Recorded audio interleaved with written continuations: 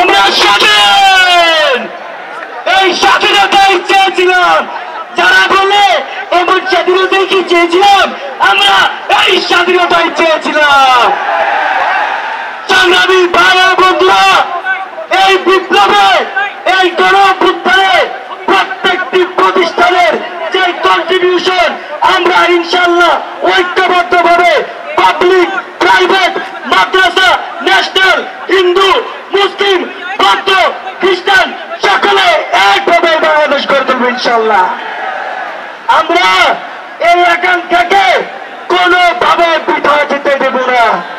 আমরা জাস্ট একটা কথাই মনে রাখবো, যদি কোন জাতি, কোন গোষ্ঠী এই বিপ্লবের পরের আকাঙ্ক্ষাকে তুমড়ে মুছড়ে দিতে চায়, তাদেরকে তুমড়ে মুছড়ে দিব ইনশাআল্লাহ। ইনকিলাব জিন্দাবাদ।